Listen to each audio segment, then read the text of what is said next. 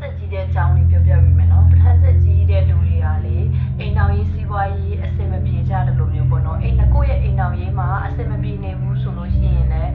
ဝေးပြောလို့မျိုးပဲပေါ့နော်တက်ဆာဆိုပြီးဆူတောင်းကြည့်ပါဆူတောင်းပြီးတော့ကို့မှာစီးပွားရေးမလိုချင်ဘူးဆိုရင်ကိုကလေတိရမယ်နော်ပထမဆက်ကြီးတဲ့လူတွေကကိုကဒီလူဘဝကိုရောက်လာတယ်ဆိုတာလေကိုကလေဖျားတရားလုပ်ဖို့အတွက်ဖျားတရားလုပ်ဖို့အတွက်ဒါပြီးလို့ရှိရင်ဝိပဿနာတရားတွေအားထုတ်ဖို့အတွက်လူဖို့အတွက်တန်းဖို့အတွက်အောင်ကောက်မှုကုသိုလ်တွေလုပ်ဖို့အတွက်ရောက်လာတာပေါ့နော်ပထမဆက်ကြီးတဲ့လူတွေကအဲ့အတွက်ကြောင့်မို့လို့လူမှုရေးစီးပွားရေးနော်အိမ်တော်ရေးအခြေရေးတွေမှာကံကောင်းမှာမဟုတ်ပါဘူးရှင်နော်တကယ်လို့ကိုယ့်ရဲ့အိမ်တော်ရေးမှာပေါ့ကံမကောင်းဘူးကိုကအိမ်တော်ကွဲတယ်အိမ်တော်ကွဲနေပြီဆိုလို့ရှိရင်တော့ဒါအိမ်တော်ကွဲတဲ့လူတွေမှာပေါ့နော်ရထိုက်တဲ့ဥစ္စာသူတို့တွေကစီးပွားရေးတွေကောင်းမယ်ငွေကြေးတွေကောင်းမယ်လက်လာပါတွေရွှင်မယ်ပေါ့နော်အိမ်တော်ရေးတွေကွဲပြီးတော့ပေါ့နော်အဲ့လိုမျိုးဖြစ်သွားတဲ့လူတွေကတော့သူတို့တွေကစီးပွားရေးတွေပါညာတွေကောင်းမယ်ဒါပေမဲ့ကို့မှာမိသားစုနဲ့ပျော်ပျော်ရွှင်ရွှင်မိသားစုနဲ့နေရှင်တယ်မိသားစုနဲ့အတူတူပေါ့နော်ကိုလေရဲ့မိသားစုစုစုဝေးနေရှင်တယ်ဆိုတော့သူတို့တွေမှာရမှာမဟုတ်ပါဘူး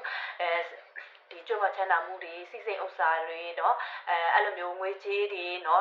တလဟောတလဟုံး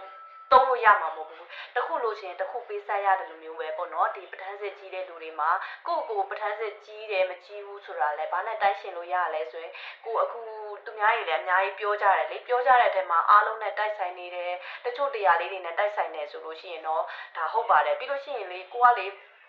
ဥမာပေါ့နော်ကိုယ့်ရဲ့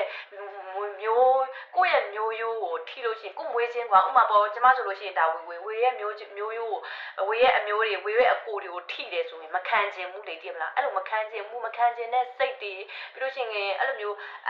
အတန်လေးပေါ့နော်ပထမဆက်အတန်လေးတွေကြားတယ်အဲ့လိုမျိုးပြောကြတယ်ဆိုလို့ရှိရင်ပေါ့နော်အဲ့လိုမျိုးဆိုလို့ရှိရင်ကိုကလေအဲ့ဒါလေးမှာပေါ့နော်ကိုကစိတ်တာယာမှုတွေရောက်သွားတယ်ကိုအဲ့လိုမျိုးဆိုမကြိုက်ဘူးပေါ့နော်အဲ့လိုကိုမကောင်းကြောင်ပြောရင်မကြိုက်တယ်လို့မျိုးပေါ့ကိုမျိုးကိုမကောင်းကြောင်ပြောရင်မကြိုက်တယ်လို့မျိုးအဲ့လိုပထမဆက်တွေအကြောင်းပေါ့နော်တိုက်ဆက်တွေအကြောင်းကိုမကောင်းကြောင်ပြောတယ်အဲ့မျိုးဆိုလို့ရှိရင်မကြိုက်တယ်မျိုးအဲ့မျိုးဆိုရင်သိကြတယ်အဲ့ဒါပထမဆက်ကြီးတဲ့လူတွေပေါ့နော်ပြီးလို့ရှိရင်ကျမတို့ဟာတယ်တချို့ကျတော့ဆိုရင်လွဲမားနေကြရှိရပေါ့နော်ဒီပထမဆက်ရှိတဲ့လူတိုက်ဆက်ပထမဆက်ရှိတဲ့လူတွေဆိုလို့ရှိရင်ပေါ့နော်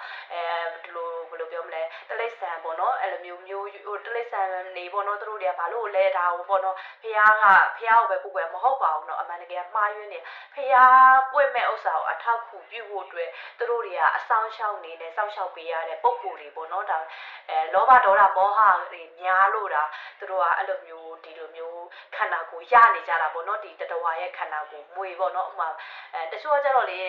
နဂါးဆိုအမှန်တကယ်နဂါးတော့မဟုတ်ဘူးเนาะအဲ့ဒါမွေပေါ့မွေဆိုတာအရင်တုန်းကအသုံးလုံးကိုမွေကိုနဂါးလို့ခေါ်ပါပေါ့နော်